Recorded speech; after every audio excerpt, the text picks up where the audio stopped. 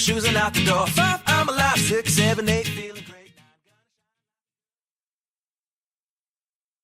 Hey everybody, welcome back to the Beyond Your Wildest Genes podcast. I'm your co-host today, Dr. Mike Akinfor, and today I have the pleasure of having with me Jason Seib. Jason, how are you?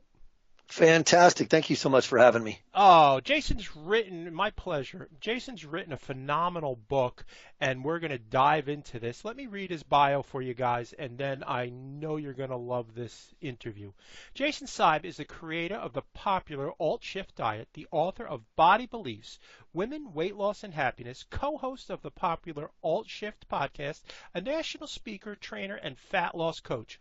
His passion is guiding normal people to extraordinary levels of health and fitness, marrying his extensive knowledge of fitness and nutrition with his love of psychology. He has built his career by helping thousands of women change their perspective and find a healthy, sustainable path to their goals. Jason, welcome to the show. Thank you. Yeah, this is an honor. This is a blast. I heard you on our friend Rob Wolf's podcast, and your book is exactly, I think, what our audience has been looking for, I want to say their whole lives, because there's a lot of how-to, but not what's inside. So I want to get into this. Could you tell folks about your journey? How did you get here? Well, I could bore you with all the details of going through, being a trainer and then, fat loss coach and all of this stuff that led me down. But if we're here to talk about body beliefs, the way I came to this piece was just working in fat loss for years and seeing an industry that would look at people and go, here's what you do. And they would hand them a protocol. And most of the time, by far, most of the time, the protocols were garbage. They would get people results for 2 to 6 weeks, and those people would lose weight and then gain it right back. But in the meantime, while they lost that weight, they would tell 5 of their friends, and the author would be, multiple generations into their friends' money before this original person failed. And then the original person would blame themselves anyway. And so this is a fantastic industry for selling snake oil and sleeping on giant piles of money.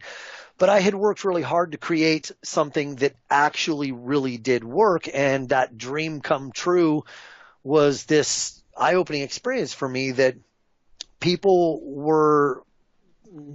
aren't failing always because of protocols. And it dawned on me that if you created a protocol that worked like a magic wand, but it still had to be applied over a length of time, say 2 or 3 months, if it was pretty much guaranteed to produce, a supermodel body, a minimum of 80% of those people would still fail. And that is because of the psychology behind all this. It's because of all of the reasons that people trip up, and we're going to get into that, I'm sure. But I got together with a gentleman named Robert Beeswax-Diener, who is a positive psychologist. His father is Ed Diener, and if there's any psychologists listening to this, they know exactly who Ed Diener is, because I believe right now he is the 19th most cited psychologist in history, with Freud being number 1. And Robert is a massive force in his own right. And we started brainstorming, and we've done that for over 3 years now, really, really digging into all of these things like intrinsic and extrinsic motivations and internal loci of control, and the things like hedonic treadmills and the things that people tell themselves as they fall apart. And then looking at, the difference between doing and practicing, and people facing these things like a challenge. And there was so much here. And I knew eventually there was going to be a book, and that book is Body Beliefs. So. Awesome. Yeah. It's, you have a chock full. I have notes. I've got scribbles. I know we're not going to be able to get to everything that I have written down, but I want to hit some of those highlights. And you actually covered 2 of them that I want to get into. But the first thing that struck me is what you stated was, my message is and will always be, love yourself enough to change for the right reasons. Mm-hmm. So the right reason isn't I have my reunion coming up? Right. Or even, to take that a step further, the right reason is never going to be extrinsic. Like, I when I lose weight, other people will give me the approval that I want, and then I will be fulfilled as a human in some way, shape, or form.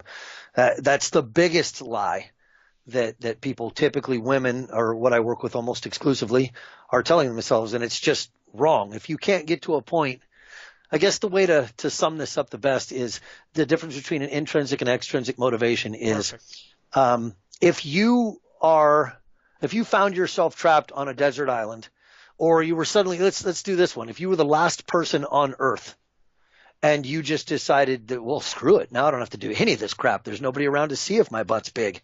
You are completely extrinsically motivated. You're doing none of this for you, which means all of it is a burden.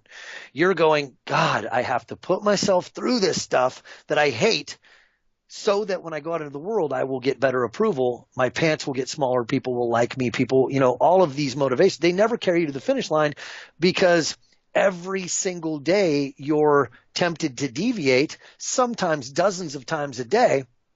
And every one of the decisions that you're making are decisions you wish you didn't have to make. If we could give you a lamp and you rubbed it and a genie popped out, you would rather just wish that your body shape right now was what everybody on Earth thought was the perfect body. That way you could quit doing all of this crap.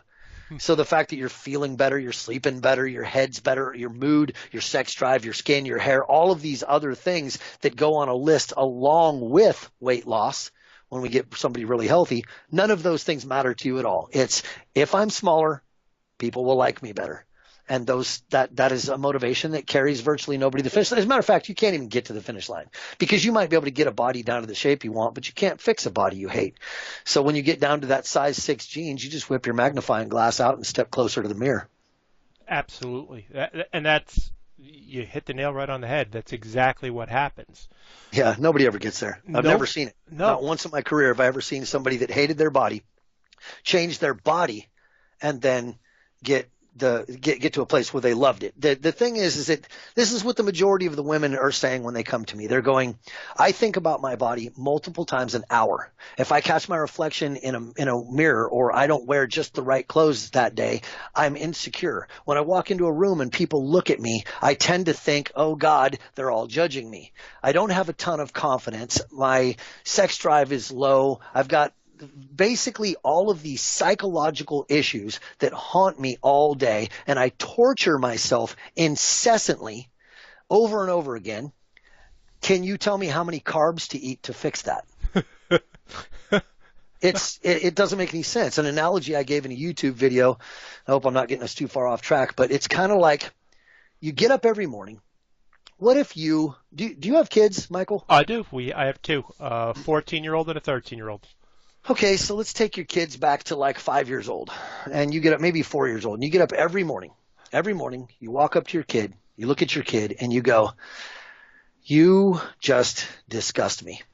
I mean, I am thoroughly disgusted with you. When we're around other kids, all I can ever think about is how you're never going to be as good as those other kids. I don't even think you can change. You're nothing but a disappointment. What would happen to that kid? That kid would be destroyed. Absolutely. And you would ruin it. And yet these tools of hate, bitterness, angst, anger, all of that are what women are typically trying to use as their primary tools to create beauty. They look in the mirror and think that they're going to go to war with themselves or hate themselves into something pretty. And it's just wrong. Ouch. Ouch. Talk to me about long-term goal setting and what John Medina said and how that ties in. Oh yeah, John Medina is the author of Brain Rules, and he had the pleasure, was humbled by the guy. He had lunch with me, and I asked him. I had this theory that I was kicking around in my head, and I didn't have anybody that could really tell me if it was true or not. But I didn't think that hunter-gatherers had any reason to ever have long-term goals, so I didn't think that we were hardwired for long-term goal setting. And so I said, look, John, when we were hunter-gatherers, there wouldn't have been anything to save, wouldn't have been anything to lose like body fat. There wasn't, you could say I wanted to be a better hunter, but that wouldn't have involved saying, I want to shoot a group of arrows this big by May 2nd of next year. You know what I mean? It was like you just went out and did these things. So are we hardwired for long-term goal setting? And he said, no, definitely not. We are hardwired for immediate gratification. That stuff that your parents tell you you're wrong for when you're a kid you're all about immediate gratification, but that's why you're alive. You're hungry, your body's telling you to go find some food. You're tired, go get some sleep. You're warm, cool off. It's go fix these problems right now. So the long-term stuff becomes really nebulous. Interesting. I wanted to hit on, you brought it up in the very beginning, the hedonic treadmill, yes. Yeah, that's a term in psychology that basically says that we will always adapt to the things that we pursue that we think are bringing us happiness, but are actually only bringing us elation. The way it plays out here is there are many, many women listening to this podcast right now that are saying either consciously or subconsciously to themselves that if they lose weight, they will be happy. And here's the thing. Have you ever been right when you said that before? Nope. Because we've all said it. When I get that job, I will be happy. When I get that relationship, I will be happy. When I pay off my car, I will be happy. Whatever. And you did get that job 2 years ago. Have you been floating around, not touching the ground because you have been delivered unto the land of bliss because you got that? No. You take a lottery winner, somebody in a single wide trailer, and have them win $150 million. All of their psychological measures of happiness settle back to where they were in roughly 2 months. So elation is not happiness. So therefore, you've got to be asking yourself constantly, if your motivations are pure when you're saying to yourself, I will be happy when this happens. Now, getting healthier can certainly contribute to a happier life. It can allow you to live with more vitality and experience more of your life, be there more for your loved ones. All of these things that do actually contribute to happiness that aren't about elation. When you're there for your loved ones in each individual moment, you keep that foundational happiness at a good level. But that's not this elation of, hooray, this thing just happened. And so that hedonic treadmill says, you've been wrong every other time you ever said that. Why are you so convinced that this time will be different?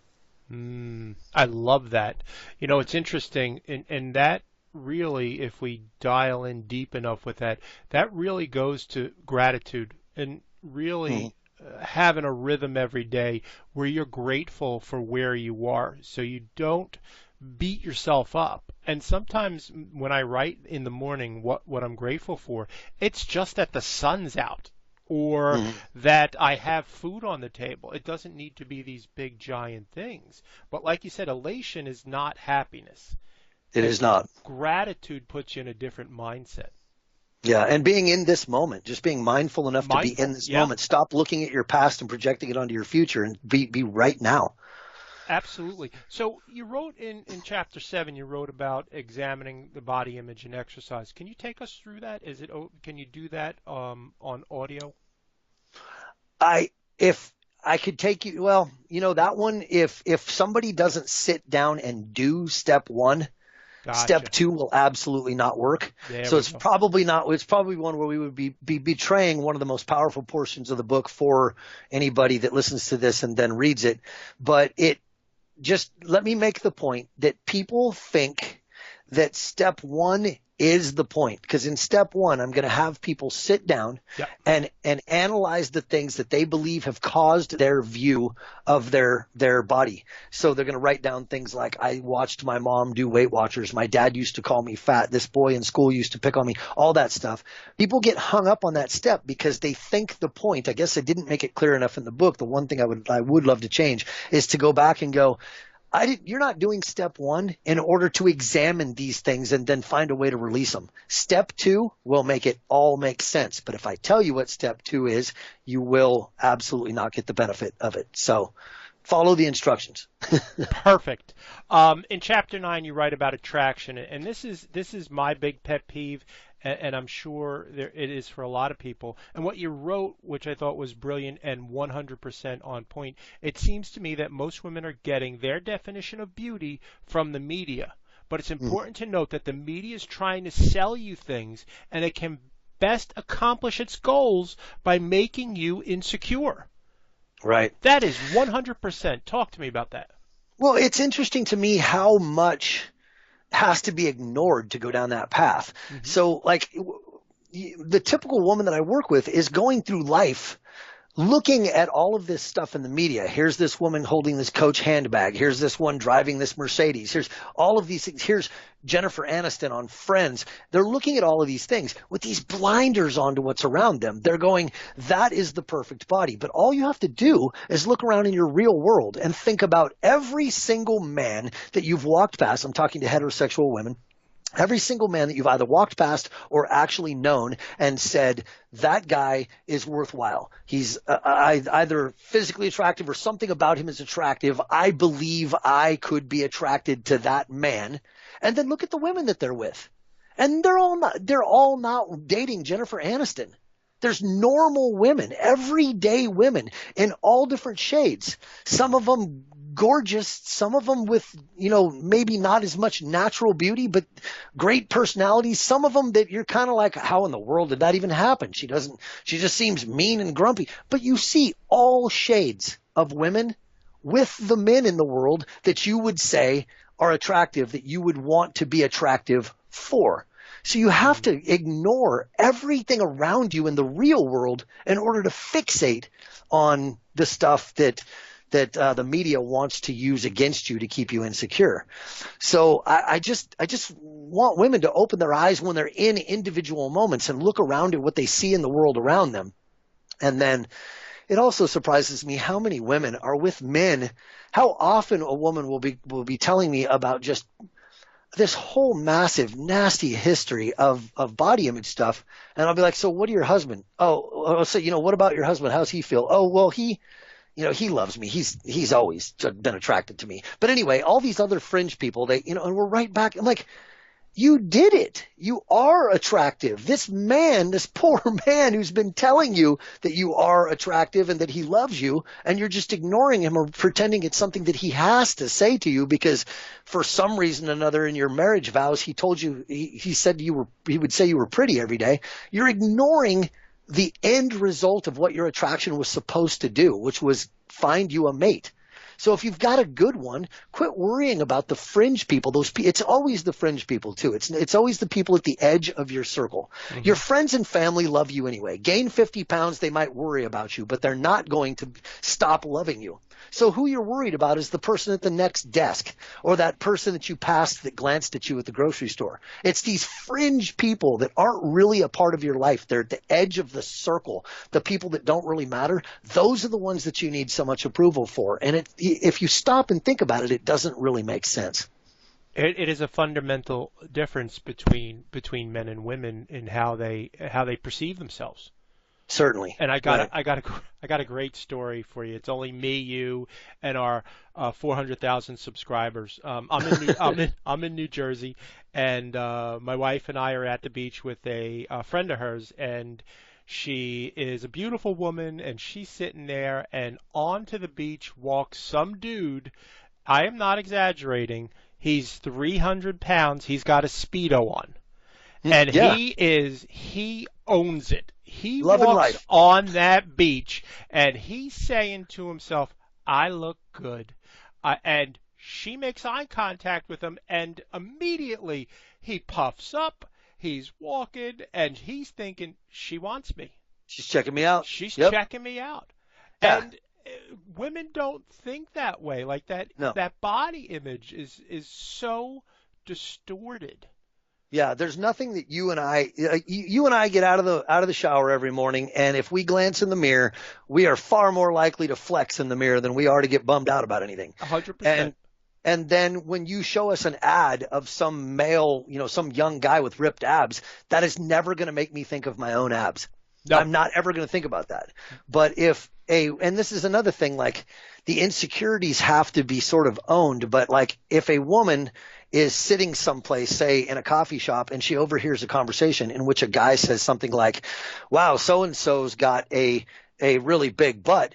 This woman is going to, if she's got that insecurity, if she thinks she's overweight, she's going to think about her butt for an extended period of time and feel bad about it. Whereas you and I are going to be like, wow, that guy sounds like a jerk.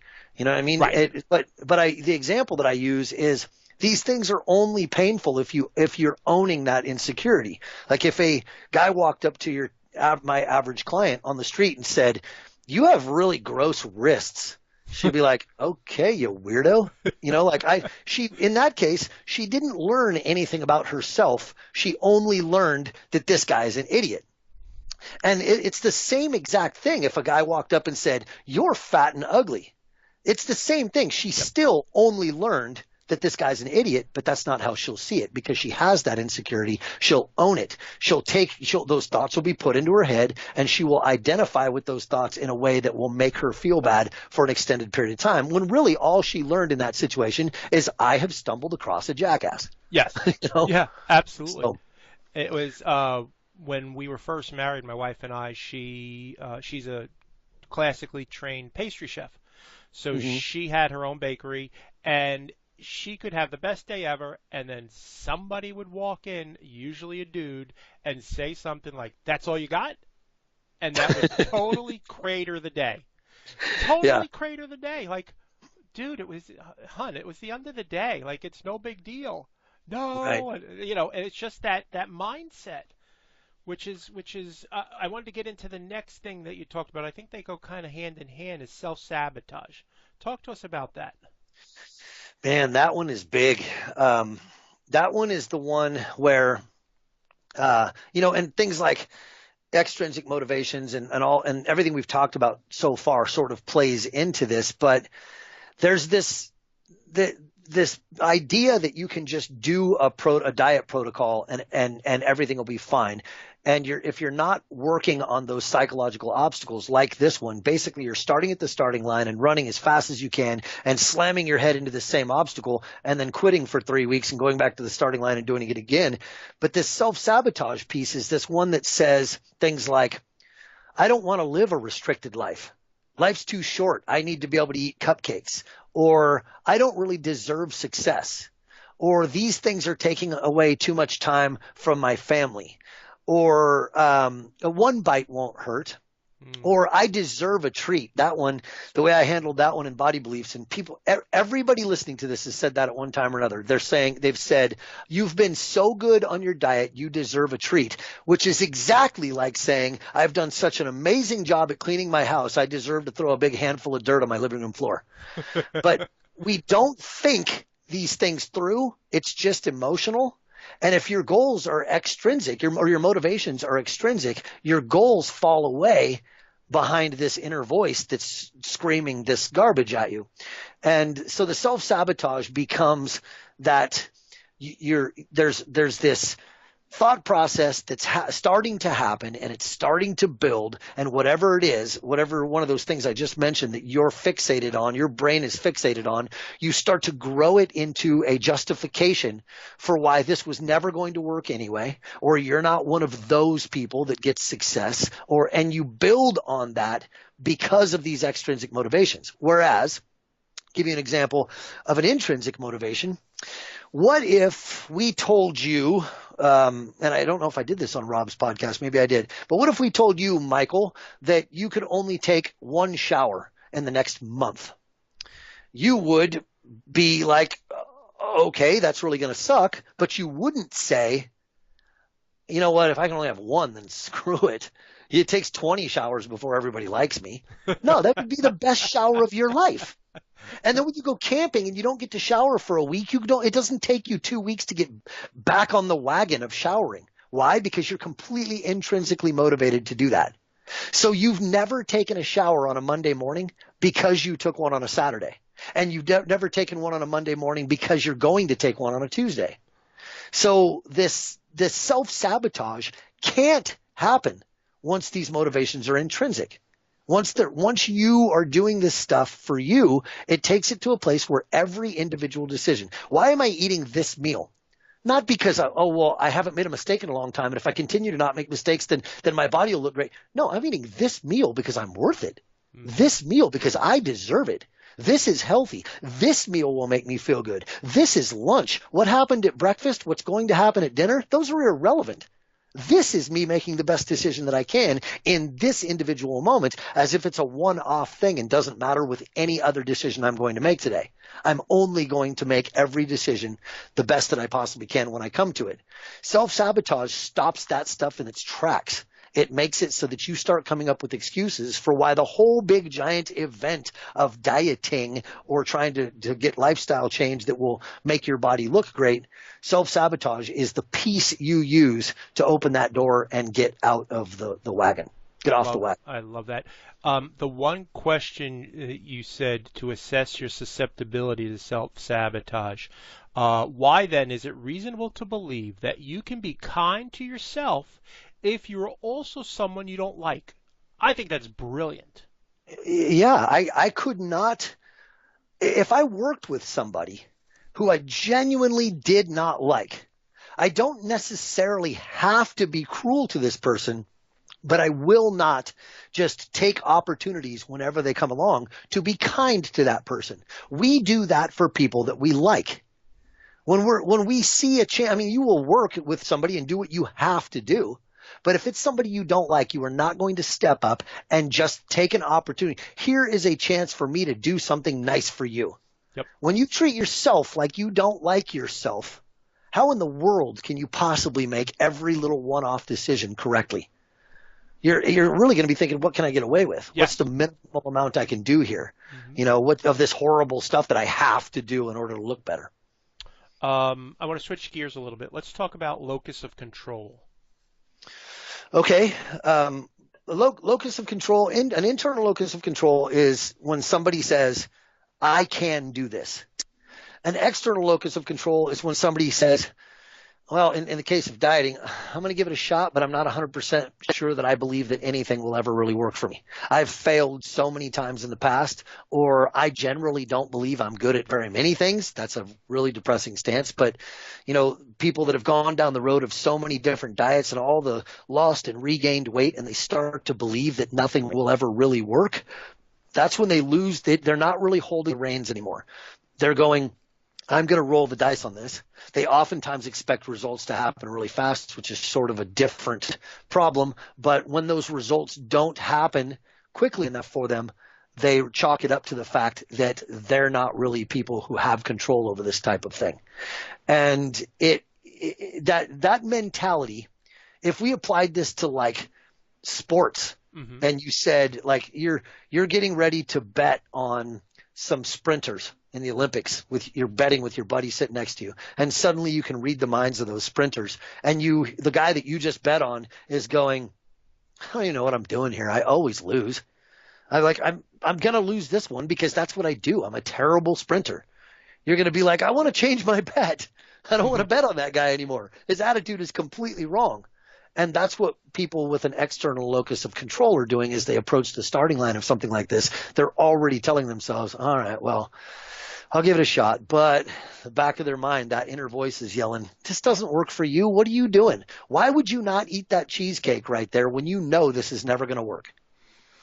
Very true. Let me ask you, Jason, I mean, in all of your coaching in your book, what are some of the things that people can do if they've always been extrinsic in nature? What are some of the things they could do to be more intrinsic? This is probably the toughest part of all of it, but what you need to realize is that you are worth treating well, and the fact that you think you're not worth being treated well, is something that you probably couldn't prove to the rest of us. So you have this internal dialogue where you're going, I don't really deserve results. So I can't just do this for me. There's no part of me that just is worthwhile for me to go do this and just enjoy every little step of the way and feel great in my life. I've got to do it to go out and try to get other people to approve of me. If you don't feel like you deserve that mentality, think about how you would sell that in a court of law. Mm-hmm. You're standing there going, jury, I do not deserve results. You can't stop there. You have to tell everybody why. Well, because I haven't got results in the past. The jury's going to be like, and? Like, that's ridiculous. How many times have you tried compared to how many times, we hear the story about Edison and his light bulb? Everybody fails at all kinds of things.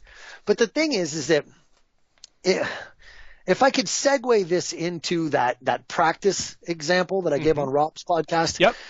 When somebody starts to look at the individual decisions and the benefit of each individual decision, they can move into a place where long-term results make so much more sense because this becomes practice. So what I mean by that is the way most people diet is they treat it like it's a challenge. They're like, I got to do this awful stuff, so I'm going to get after it, and I'm just going to go as hard as I can. And then their mentality becomes like, I had a client one time get a hold of me and say, I have a real emotional attachment to cookies. And I used to make cookies with my grandmother. I really love cookies. And every time I eat a cookie, I fall off the wagon for 2 or 3 weeks, maybe longer, and I have a really hard time getting back on. Can you tell me how to avoid cookies? And my answer was, you don't need to avoid cookies. Like, that's not your biggest problem. That's a problem for downstream. Your biggest problem is trying to figure out how to change what you do when you do eat a cookie. Because if I try to help you avoid cookies and you go 6 months without eating a cookie and then you do eat a cookie again and you immediately fall off the wagon, I have failed you. Mm-hmm. What I need to teach you is how to do this like practice. Like, let's say you're trying to learn how to play a violin. You pick up that violin, you drag the bows across the strings, and a few notes in, you hit a sour note. Do you throw the violin back in the case, throw it up on the closet shelf, get mad at yourself for 3 weeks, telling yourself what a horrible violin player you are, and then later on, through a bunch of guilt, finally go drag the violin back up? No, you just keep playing because you're doing something you're intrinsically motivated to do, and you're practicing. You're getting better at it.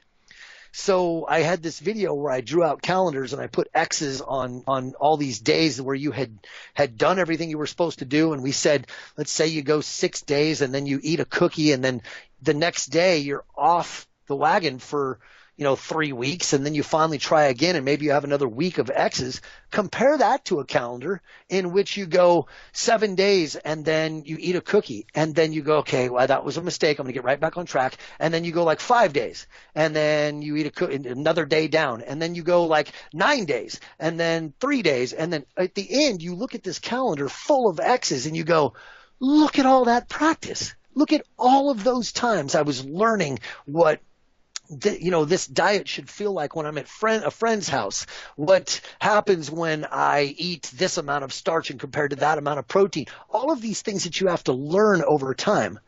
So long story short, in order to get from an intrinsic to an extrinsic motivation, I think that people have to start by doing these things in the one decision at a time situation, and allow the motivation to slowly change.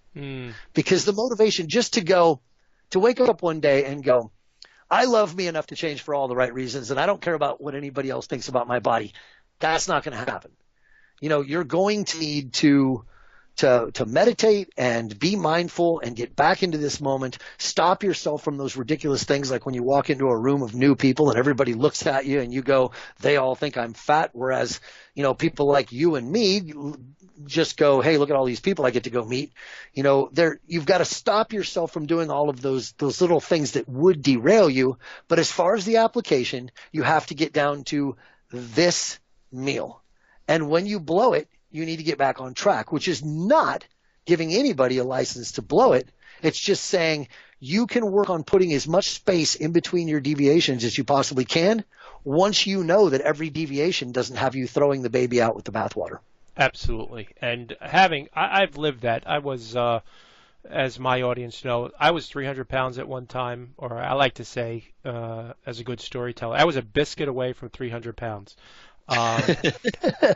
And I just decided intrinsically that I'd had enough. We had kids, and I wanted to coach, and I wanted to play with them. I wanted to be there. I wanted to be an active participant in their life, and I wanted to be healthier for myself. So today I walk around somewhere between 190 and 200 pounds, but it is a decision that finally I said that was enough.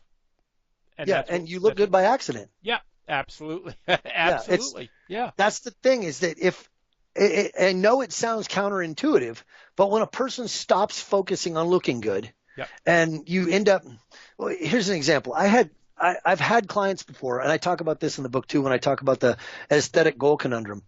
I've had clients before that came into me and wanted me to help them that would basically say, I feel terrible and I've let this body go and I deserve better. Can you show me how to treat my body the way it deserves to be treated?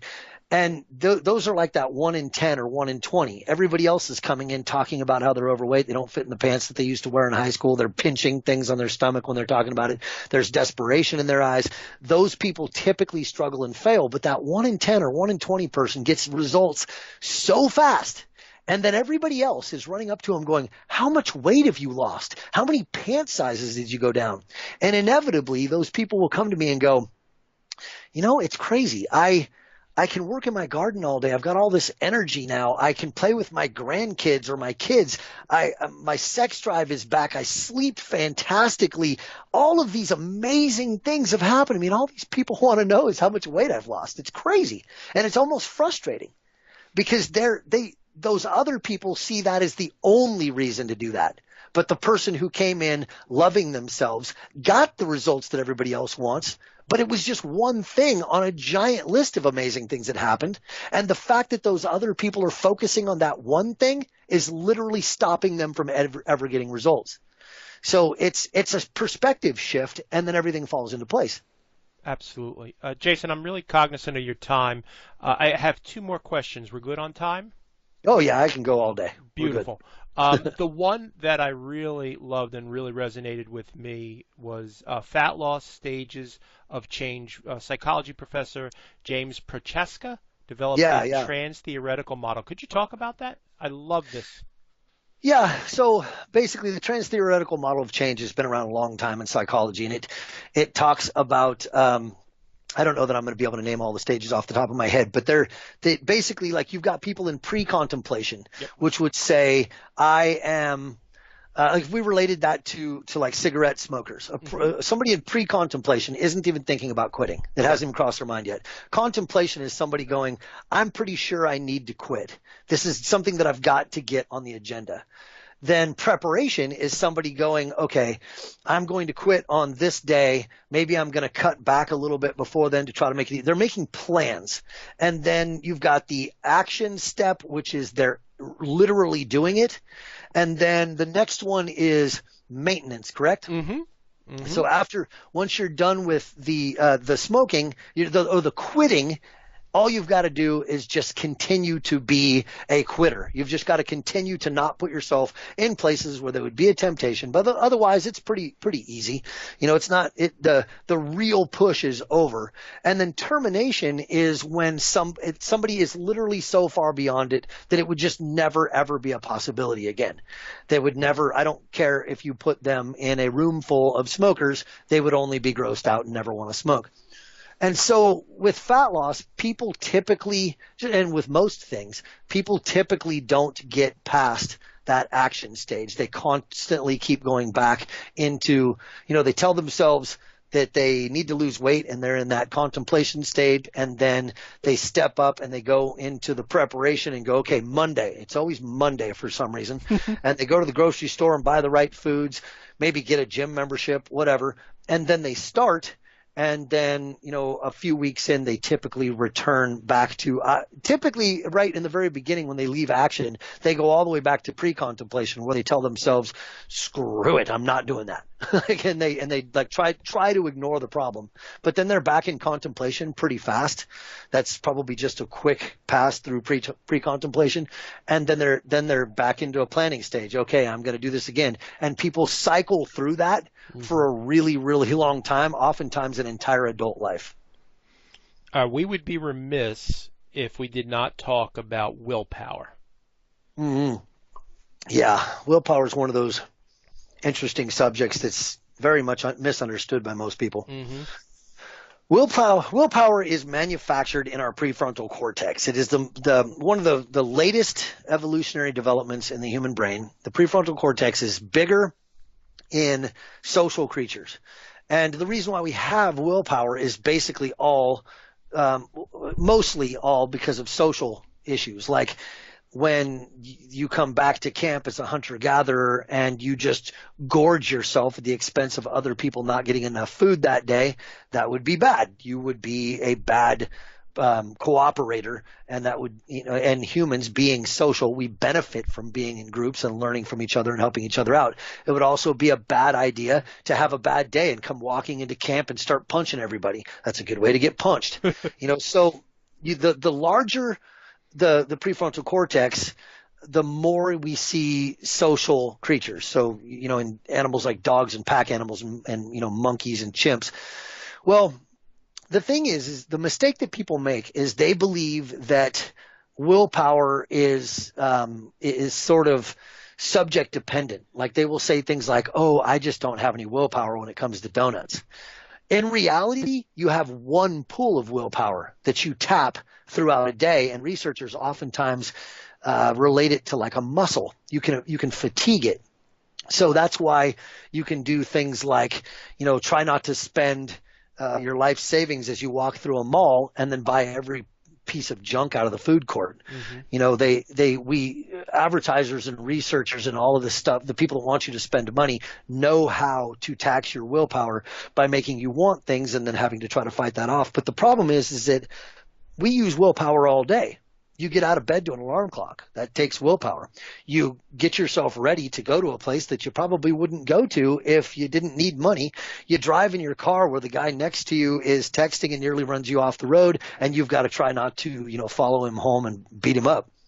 You get to work and you hang out with people that you might get along with, but you don't actually love. But then you've got to not tell your boss that he's a jerk. When he does stupid things, you've got to not tell him that. That requires willpower. Throughout the day, you use willpower. You get home, you've had a bad day. It takes willpower to not take that out on your loved ones. And then you eat a tub of ice cream that night? Weird. Of course you do. Because there's ice cream in your house, first of all, and that's a really awful thing it's a really awful situation to find yourself in when willpower is low and you wish you wouldn't eat it. And you've tapped that willpower tank down to nothing, and now the decisions that directly affect your goals have whatever willpower is left to get you through to bedtime. And so we have to set ourselves up for situations in which we can spare as much willpower as we possibly can. Yeah, I love that. It's your writing on that was brilliant and really helps to hammer the point for me and for our tribe. I want to thank you so much for being on the show today. Can you tell people where they can find you in the world and where they can pick up the book, Jason? Absolutely. Pretty much everything I do is at AltShiftDiet.com. Body Beliefs the hard copies are on Amazon. The ebook is on my site.